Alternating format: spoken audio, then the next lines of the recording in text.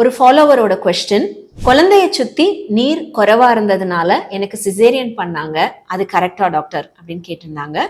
Usually 3 ரீசன்னால தான் உங்களுக்கு குழந்தைய சுற்றி நீர் குறைவா இருக்கும். ஃபர்ஸ்ட் ரீசன் வந்து குழந்தையே ரிலீஸ் பண்ற நீர் தான் ஒலிகோஹைட்ராமினோஸ். ஸோ நீங்க ஸ்கேன் பண்ற டைம்ல அந்த குழந்தை கம்மியா யூரின் போயிருக்கலாம், அதுவே ஒன் ஆஃப் த ரீசன். ரெண்டாவது விஷயம், எங்கேயாவது லீக் ஏற்பட்டு தண்ணி வெளியில போயிட்டு இருக்கலாம், அது ஒரு ரீசன். மூணாவது ரீசன் தான் மேஜர் ரீசன், யூட்ரோபிளாசென்டல் இன்சஃபிஷியன்சி. அதாவது உங்களோட நஞ்சுக்கொடி சரியா வேலை செய்யல அப்படின்னா அந்த குழந்தைக்கு போற ரத்த ஓட்டம் குறையறதுனால தண்ணி அளவு குறைவா இருக்கும். அடுத்து குழந்தையோட சைஸே காம்ப்ரமைஸ்டா இருக்கும். நீரோட அளவை ஸ்கேன் பண்ணி பார்ப்போம். ஒரு 5-10 சென்டிமீட்டருக்குள்ள இருக்கு அப்படின்னா வலி மருந்து வச்சு விட்டு வெளியில எடுக்க ட்ரை பண்ணுவாங்க. அதுவே 5 சென்டிமீட்டரோ இல்ல 2-3 அந்த மாதிரி ரொம்ப குறைவா இருக்கு அப்படின்னா அந்த குழந்தையால உள்ள இருந்து சுழண்டு வெளியில வர முடியாது, அந்த குஷனிங் எஃபெக்ட் இருக்காது.